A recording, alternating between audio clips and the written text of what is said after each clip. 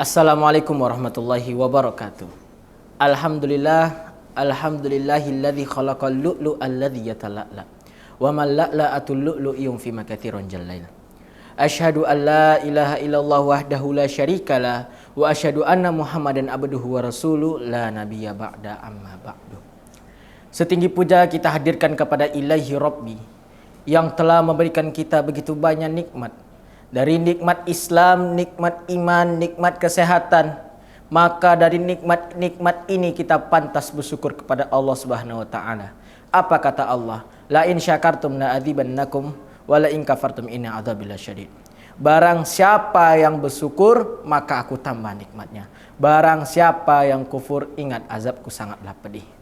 Allah berkata, Allah berfirman, wa in ta'uddu ni'matallahi la tuhsuha. Ketika engkau ingin menghitung nikmatku, apa kata Allah? La tuhsuha. Engkau tidak akan sanggup menghitungnya. Maka dari itu, marilah kita ucapkan alhamdulillah atas nikmat-nikmat Allah yang telah berikan. Alhamdulillahirabbil alamin. Salawat bertangkaikan salam kita curahkan kepada junjungan alam Nabi besar Muhammad sallallahu alaihi wasallam dengan ucapan Allahumma shalli wa sallim wa barik ala Muhammad wa ala ali Muhammad. Assalamualaikum ya Rasulullah, assalamualaikum ya Habibullah. Bayangkan Rasulullah sallallahu alaihi wasallam membawakan kita dari zaman jahiliyah, zaman kebodohan sampai zaman yang terang benderang ini. Bayangkan jika kita hidup pada zaman dahulu, ketika kita ingin melakukan amal ibadah, ketika ingin melakukan sholat, masih ada rasa was-was, masih ada rasa takut, karena takut digerebek sama kaum Quraisy dan kita disiksa oleh kaum Quraisy tersebut. Makanya kita bisa dengan nyaman beribadah pada zaman yang penuh terang benderang ini. Permisa yang ada di rumah ataupun dimanapun kalian berada, kali ini saya akan menyampaikan tausiah singkat saja yang berjudul amalan-amalan pada terakhir Ramadan. Permisa yang ada di rumah, sebagaimana Aisyah radhiyallahu anha menjelaskan bahwa Rasulullah SAW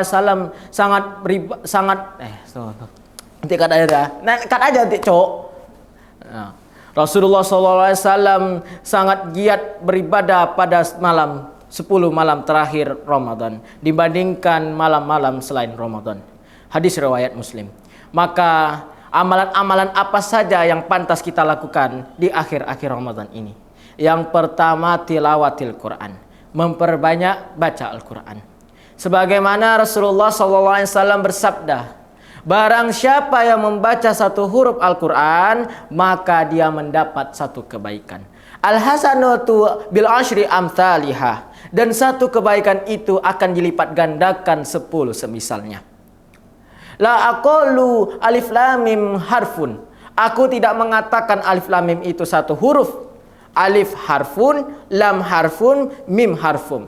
Alif 1, lam 1, mim 1. Jadi terdapat 3 huruf dalam alif lam mim. Maka jika kita totalkan mendapat 30 kebaikan, 30 pahala. Lalu bagaimana jika kita membaca satu halaman? Bagaimana jika kita baca satu lembar, satu juz, atau bahkan khatam Quran? Masya Allah, luar biasa, banyak pahalanya, banyak yang kita dapatkan, apalagi di bulan suci Ramadan ini. Bulan suci Ramadan ini setiap amalan kita, setiap suatu infak sedekah kita akan dilipat gandakan oleh Allah Subhanahu wa taala. Lanjut amalan yang kedua, salat sunnah. Permisa yang dimanapun kalian berada, tentu salat sunnah apa saja yang dapat kita laksanakan dalam sehari semalam. Misalnya mulai dari bangun tidur kita laksanakan salat tahajud. Jadi mana salat tahajud ini bangun pada 1/4 malam. Ingat jamaah, syarat wajib dari salat tahajud ini adalah tidur, baik itu sebentar maupun lama. Ya pokok tidur. Lalu mungkin bisa mulai dari malam ini kita salat tahajud. Karena ganjaran dari suatu salat tahajud ini besar ganjarannya. Lalu mulai lagi ada lagi namanya salat sunnah rawatib. Salat sunnah rawatib ini adalah 6 kali dalam sehari semalam. Apa saja salat sunnah rawatib itu? Mulai dari sebelum subuh 2 rakaat, lalu 4 rakaat sebelum zuhur, 2 rakaat setelah zuhur, 2 rakaat setelah maghrib, dan 2 rakaat setelah isya. Maka pas 6 kali dalam sehari. Maka ganjaran bagi orang yang melaksanakan salat sunnah rawatib, maka akan dibangun rumah di surga kelak. Siapa coba yang nggak mau rumah? Lalu ada lagi namanya salat sunnah tahiyatul masjid. Ketika kita masuk masjid, kita laksanakan 2 rakaat. Ada lagi namanya salat duha. Apa keutamaan salat duha? Keutamaan salat duha ini, rezeki kita akan dilancarkan oleh Allah Subhanahu wa taala. Lalu kalau misalnya masih kurang, ada lagi namanya salat mubah, ada lagi namanya salat wudu. Jadi ketika kita setelah wudu, laksanakan 2 rakaat. Lalu ada lagi namanya salat tarawih, apalagi di bulan suci Ramadan ini. Pemirsa yang ada di rumah ataupun dimanapun kalian berada, ganjaran ataupun keutamaan bagi salat sunnah tarawih ini ialah dihapuskan dosa kita, baik dosa kecil maupun dosa besar bagi sebelum tahun-tahun sebelumnya. Jamaah hadirin wal hadirat yang berbahagia. Bahkan jika kurang salat sunnah tadi, ada namanya salat qobliyah subuh. Salat qobliyah subuh ini kita melaksanakan 2 rakaat sebelum subuh, ganjarannya adalah mendapatkan atau lebih baik daripada dunia dan seisinya. Lalu yang ketiga, amalan yang ketiga ini yaitu salat wajib berjemaah. Hadirin wal hadirat yang berbahagia. Bagi laki-laki salat wajib, bagi laki-laki salat Astagfirullah, ulang lagi. Bagi laki-laki salat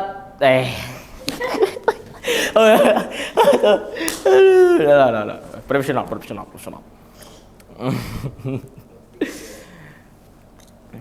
Bagi laki-laki salat di masjid itu hukumnya wajib. Salat berjamaah itu hukumnya wajib.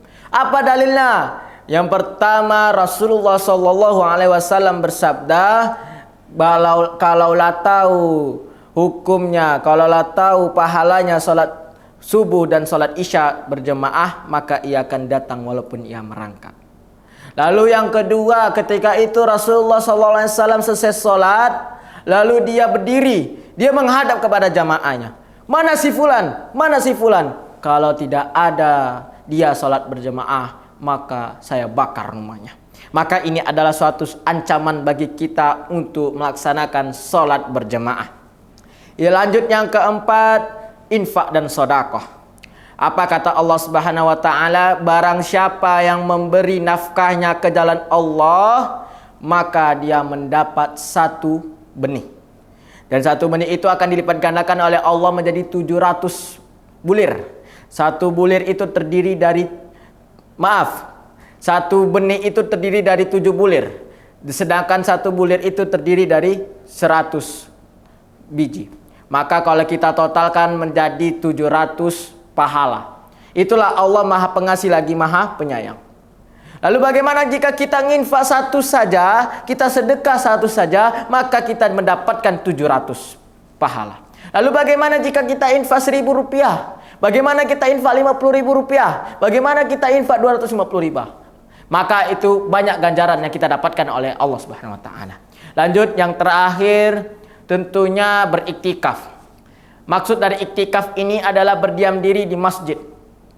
Jangan kita menganggap iktikaf ini hanya tidur di masjid. Iktikaf ini adalah beribadah di masjid. Kita berdiam di masjid semata-mata hanya beribadah kepada Allah Subhanahu wa taala. Baik itu berzikir, baik itu membaca Quran, baik itu salat sunnah dan lain-lain. Lalu jangan kita menganggap iktikaf ini hanya untuk tidur di masjid saja, pindah tempat tidur. Kalau misalnya kita punya aktivitas malam hari, kalau kita tidak bisa nginap ataupun berdiam di masjid, maka kita hanya duduk sebentar saja. Niat kita untuk beriktikaf, insya Allah kita mendapat pahala sebagai orang yang beriktikaf. Mudah-mudahan kita termasuk orang yang mendapatkan Lailatul Qadar, malam lebih baik daripada 1000 malam. Amin, amin ya rabbal alamin. Kami dari SMK Muhammadiyah 2 Pekanbaru mengucapkan selamat berbuka puasa tahun 1445 Hijriah. Mungkin hanya ini dapat saya sampaikan, kurang lebih mohon dimaafkan.